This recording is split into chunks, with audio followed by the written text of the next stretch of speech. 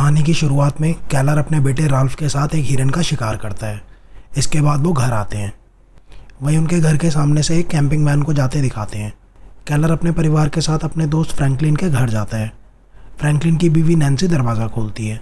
आज थैंक्सगिविंग है। फ्रैंकलिन की 2 बेटियां हैं। बड़ी बेटी है एलिज़ा और छोटी है जॉय। जॉय और एना बाहर खेलने जाते हैं। राल्फ और एलिज़ा उनके साथ जाते हैं। जॉय और एना खेलते खेलते वैन के पास पहुंचते हैं और एना वैन पे चढ़ने लगती है। राल्फ उसे नीचे उतारता है। राल्फ और एलिज़ा उन दोनों को लेके वापस घर आ जाते हैं, लेकिन उस वैन के अंदर से कोई उन्हें देख रहा होता है। इसके बाद वो सब साथ में डिनर करते हैं। एना ग्रेस से कहती है क्या वो जॉय को खेलने के लिए अपने घर ले जा सकती है। ग्रेस कहती है ठीक है, लेकिन राल्फ और एलिज़ा को साथ ले जाना। और दोनों बच्चे वहाँ से चले जाते हैं। कुछ देर बाद कैलर राल्फ से एना के बारे में पूछता है। राल्फ कहता है एना यहाँ नहीं आई। कैलर कहता है शायद वो घर चली गई होगी।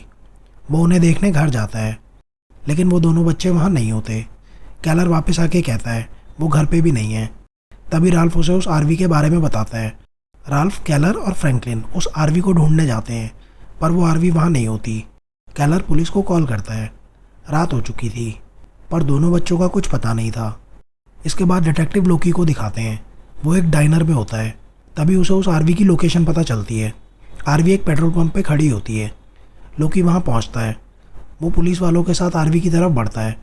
आरवी के अंदर एक आदमी होता है। वो पुलिस को अपनी तरफ आता देखता है और आरवी लेके वहाँ से भागने की कोशिश करता है, लेकिन आरवी एक पेड़ से टकरा जाती है। लोकी उसे अरेस्ट कर लेता है। इस लड़के का नाम है एलेक्स। डिटेक्टिव लोकी उससे एना और जॉय के बारे में पूछता है। लोकी उसे डराता है ताकि वो बच्चों के बारे में बता दे, लेकिन एलेक्स हर बार यही कहता है उसे नहीं पता वो दोनों बच्चे कौन हैं और कहाँ हैं।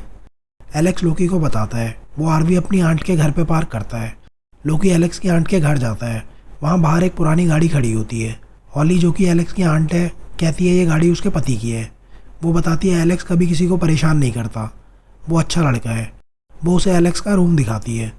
वो बताती है जब एलेक्स 6 साल का था तो उसके पेरेंट्स की एक कार एक्सीडेंट में मौत हो गई थी और हॉली का पति कुछ साल पहले घर से लड़के चला गया था और वापस नहीं आया। लोकी को वहाँ बच्चों का कोई सुराग नहीं मिलता। वहीं फॉरेंसिक टीम को भी एलेक्स की वैन में कुछ नहीं मिलता। पुलिस जंगल में भी बच्चों को ढूंढ रही होती है। कैलर और फ्रैंकलिन भी उनके साथ होते हैं, पर वहाँ भी उन्हें कुछ नहीं मिलता। लोकी कैलर के घर आता है। वो ग्रेस से पूछता है क्या ऐसा हो सकता है एना और जॉय घर से भाग गई हूँ। ग्रेस को एना की बहुत चिंता हो रही थी। वो रोने लगती है। तभी कैलर आता है। वो लोकी से आरवी के बारे में पूछता है। लोकी बताता है उन्हें आरवी में कुछ नहीं मिला। लोकी कहता है एलेक्स का दिमाग एक छोटे बच्चे की तरह है, वो ये नहीं कर सकता। कैलर कहता है तो फिर वो पुलिस को देख के भागा क्यों। लोकी कहता है मैंने 10 घंटे तक उससे पूछताछ की है, उसे नहीं पता बच्चे कहाँ हैं। कैलर कहता है हो सकता है आरवी में उसके साथ कोई और हो जिसने बच्चों को किडनैप किया। लोकी कहता है वो बच्चों को ढूंढ लेगा। इसके बाद वो कुछ मुजरिमों से मिलता है जो बच्चों की किडनैपिंग करते थे। आखिर में वो फादर पैट्रिक के घर जाता है। फादर शराब के नशे में ज़मीन पर गिरा हुआ होता है। लोकी देखता है फ्रिज को अपनी जगह से हटाया हुआ है। जब वो फ्रिज हटाता है तो उसके पीछे एक दरवाज़ा होता है। वो दरवाज़ा बेसमेंट का है। लोकी बेसमेंट में जाता है। वहाँ उसे एक बॉडी मिलती है, जिसे देख के लगता है वो काफ़ी टाइम से यहाँ है। लोकी फादर पैट्रिक से उस बॉडी के बारे में पूछता है। फादर कहता है उसका नाम मुझे नहीं पता, वो यहाँ कन्फेशन के लिए आया था और उसने मुझे बताया उसने 16 बच्चों को मारा है। वो और भी बच्चों को मारता, इसलिए मैंने उसे मार दिया। लोकी फादर को अरेस्ट कर लेता है। वहीं कैलर और फ्रैंकलिन पुलिस के साथ जंगल में होते हैं। तभी कैलर को पता चलता है पुलिस एलेक्स को छोड़ रही है। एलेक्स के खिलाफ कोई सबूत ना होने की वजह से उसे छोड़ रहे थे। जब हॉली एलेक्स के साथ पुलिस स्टेशन से बाहर आती है, प्रेस वहाँ उनका इंतज़ार कर रही होती है। तभी कैलर वहाँ पहुँचता है। वो एलेक्स से एना के बारे में पूछता है। एलेक्स कहता है वो तब तक नहीं रोए थे जब तक मैं उनके साथ था। पुलिस कैलर को पकड़ लेती है। एलेक्स ने जो कैलर से कहा वो लोकी को बताता है। उसे लगता है एलेक्स ने ही दोनों बच्चों को किडनैप किया है। वो चाहता है लोकी उसे अरेस्ट करे। लोकी एलेक्स से मिलता है। वो पूछता है पुलिस स्टेशन के बाहर तुमने कैलर से क्या कहा था। एलेक्स कहता है मैंने कुछ नहीं कहा था। वो कहता है अगर एलेक्स उससे कुछ छुपा रहा है तो उसकी आंटी हॉली को जेल हो सकती है। इसके बाद लोकी कैलर को बताता है एलेक्स कह रहा है उसने तुमसे कुछ नहीं कहा, और ये सुन के कैलर गुस्से में फ़ोन काट देता है। एना और जॉय को लापता हुए 3 दिन हो चुके थे और उनका कुछ पता नहीं चल रहा था। पुलिस के पास भी कोई लीड नहीं थी और कैलर से ग्रेस की ये हालत देखी नहीं जा रही थी। वो राल्फ से कहता है वो पुलिस की मदद करने जा रहा है, लेकिन वो हॉली के घर जाता है और इंतज़ार करता है। कुछ देर बाद एलेक्स अपने डॉग को लेकर बाहर आता है। केलर अपनी गन निकालता है और एलेक्स के पास जाता है। अगले दिन केलर फ्रैंकलिन को लेकर अपने पिता के पुराने घर में आता है, जहाँ उसने एलेक्स को बांधा हुआ था। एलेक्स को देख के फ्रैंकलिन कहता है, ये गलत है, हमें ऐसा नहीं करना चाहिए। केलर कहता है, मुझे पता है इसने मुझसे क्या कहा था, पुलिस कुछ नहीं कर रही, हमें ही अपने बच्चों को ढूंढना होगा। लेकिन फ्रैंकलिन को ये सही नहीं लगता, वो ये नहीं करना चाहता। वहीं लोकी उस घर के बाहर होता है जिसके सामने आरवी पार्क थी। वो उसके ओनर का पता करता है। वो घर एक लेडी का होता है। वो लोकी को बताती है 23 साल पहले उसका बेटा घर के बाहर से गायब हो गया था। तब से उसकी कोई खबर नहीं है, किसी को नहीं पता वो कहाँ है। वो कहती है, जिसने मेरे बेटे को किडनैप किया है उसी ने इन दोनों बच्चों को भी किडनैप किया है। वहीं केलर और फ्रैंकलिन एलेक्स को टॉर्चर कर रहे होते हैं। केलर के बार बार पूछने पर भी वो कुछ नहीं बोलता। वहीं लोग दोनों फैमिली को सपोर्ट करने के लिए इकट्ठे होते हैं। लोकी भी वहीं होता है। तभी उसकी नज़र एक आदमी पर पड़ती है। वो वहाँ पड़े खिलौने देख रहा होता है। वो आदमी लोकी को देख लेता है और वहाँ से जाने लगता है। लोकी उसके पीछे जाता है और वो आदमी भागने लगता है और लोकी उसका पीछा करता है, लेकिन वो आदमी उसके हाथों से बच के निकल जाता है। अगले दिन उस आदमी की फ़ोटो न्यूज़ में होती है। लोकी कैप्टन रिचर्ड को बताता है, एलेक्स कल रात अपने डॉग को घुमाने गया था और तब से वो घर नहीं आया। लोकी एलेक्स की इंटरोगेशन टेप देख रहा होता है। तभी उसे एक कॉल आता है। कॉल पे एक लड़की होती है। वो बताती है वो आदमी उसके स्टोर में आता है और उसका नाम बॉब है। लोकी कहता है, अगली बार जब भी वो यहाँ आए तो मुझे कॉल करना। वहीं एलेक्स केलर और फ्रैंकलिन के पास होता है। फ्रैंकलिन नैन्सी को एलेक्स के बारे में बता देता है और वो दोनों केलर के घर आते हैं। नैन्सी एलेक्स से मिलना चाहती थी।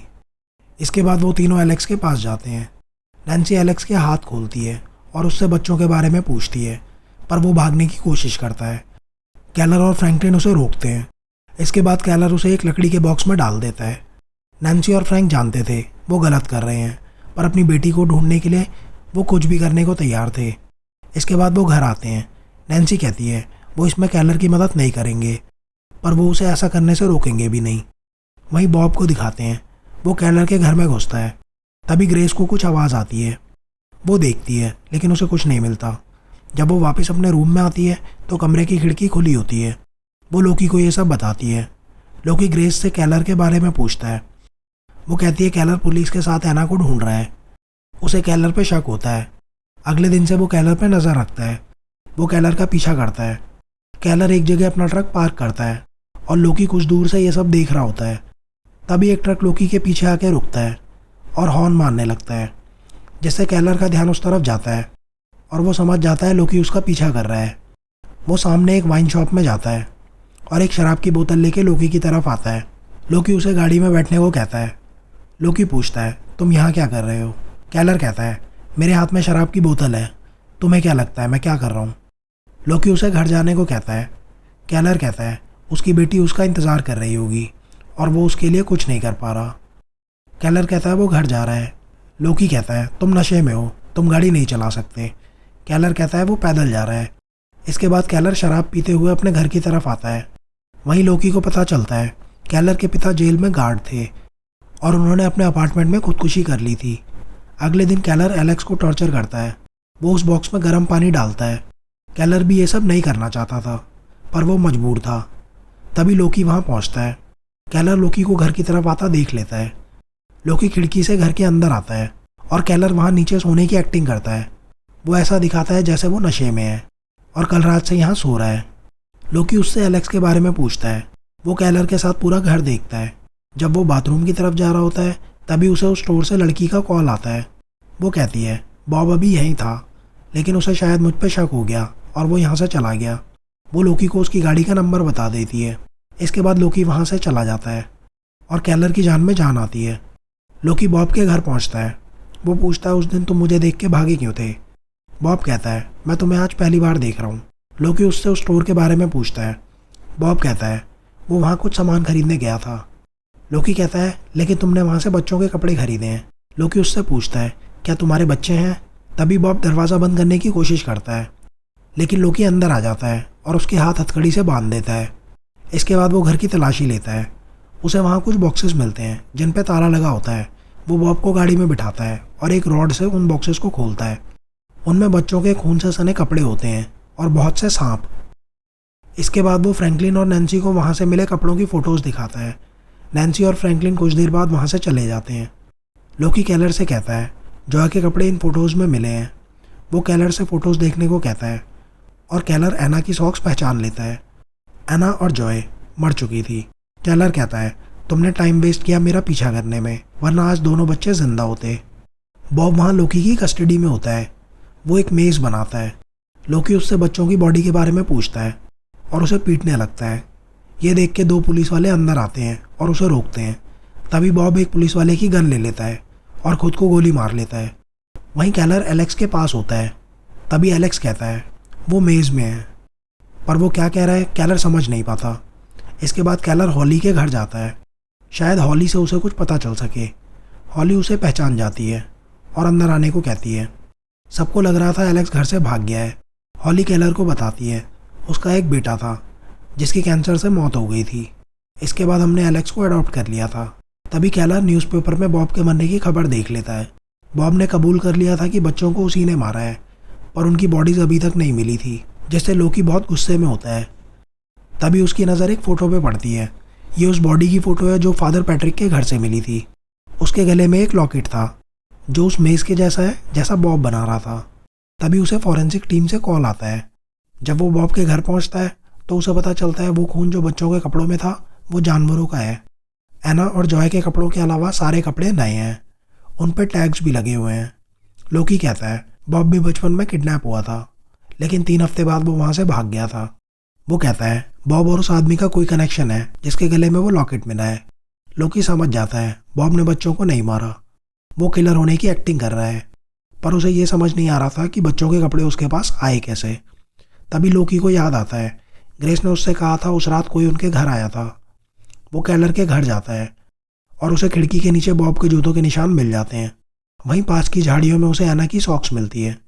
अगले दिन ग्रेस केलर से कहती है जॉय मिल गई है, वो हॉस्पिटल में है। वो दोनों हॉस्पिटल पहुंचते हैं। वो जॉय से एना के बारे में पूछते हैं। जॉय केलर से कहती है तुम वहाँ आए थे, पर तभी उसने हमारे मुंह पर टेप लगा दी। केलर समझ जाता है बच्चे कहाँ हैं। जैसे ही वो रूम से बाहर आता है लोकी उसे रोकने की कोशिश करता है, पर केलर वहाँ से भाग जाता है। लोकी उसके पीछे जाता है। वो उस अपार्टमेंट में पहुँचता है, पर केलर वहाँ नहीं होता। उसे ऊपर से कुछ आवाज़ आती है। वहीं केलर हॉली के घर पहुँचता है और घर के दरवाजे ठीक करने के बहाने अंदर घुस जाता है। वो कहता है मुझे पता है बच्चे यहीं थे, और हॉली उस पर बंदूक तान देती है। वो उसे अपने हाथों पे हथकड़ी बांधने को कहती है। इसके बाद वो फ्रिज से एक ड्रिंक निकालती है और केलर को उसे पीने को कहती है। उसमें उसने ड्रग्स मिलाए होते हैं, जिसे पीने के बाद केलर नशे में होता है। वो केलर के साथ घर के बाहर आती है। वो उसे बताती है एलेक्स पहला बच्चा था जिसे उसने और उसके पति ने किडनैप किया था, और उसके बाद ना जाने कितने बच्चों को हमने किडनैप किया। वो कहती है बॉब को भी उन्होंने ही किडनैप किया था। वो केलर को गाड़ी में बैठने को कहती है और उससे गाड़ी पीछे करवाती है। वहाँ ज़मीन के नीचे एक गड्ढा होता है, लेकिन एना वहाँ नहीं होती। वो केलर को गड्ढे में जाने को कहती है और उसके ऐसा ना करने पर उसके पैर पे गोली मार देती है। इसके बाद केलर गड्ढे में चला जाता है और हॉली गड्ढा बंद करके गाड़ी वापस वहीं खड़ी कर देती है। इसके बाद वो केलर की गाड़ी को ठिकाने लगाती है। वहीं पुलिस उस घर में होती है। कैप्टन रिचर्ड लोकी को हॉली के घर जाके उसे एलेक्स के बारे में बताने को कहता है। वहीं हॉली केलर का बैग देखती है। तभी लोकी वहाँ पहुँचता है और हॉली को एना के पास जाते दिखाते हैं। एना वहीं उसके घर में है। लोकी दरवाज़ा खटखटाता है और कोई जवाब ना मिलने पर वो अंदर जाता है। वहाँ उसे हॉली के पति की फ़ोटो दिखती है, जिसमें उसने वो लॉकेट पहना होता है जो उस बॉडी पे था, और वो समझ जाता है एना को हॉली ने ही किडनैप किया है। हॉली एना को एक इंजेक्शन लगा रही होती है।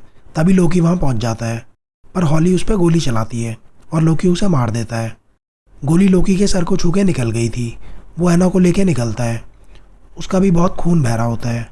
वो जैसे तैसे एना को हॉस्पिटल पहुँचाता है। वहीं एलेक्स 26 साल बाद अपनी फैमिली के पास होता है और केलर अभी भी लापता था। एना लोकी से मिलने आती है। सबको लग रहा था केलर पुलिस से भाग रहा है, उसने एलेक्स के साथ जो किया उसकी वजह से। ग्रेस कहती है केलर ने अभी तक उससे कांटेक्ट नहीं किया है, लेकिन केलर की मौत हो चुकी थी और इसके बारे में किसी को नहीं पता था। वो कहती है केलर ने यह जो भी किया एना को ढूंढने के लिए किया। वो बुरा आदमी नहीं है। और ये कहानी यहीं ख़त्म होती है।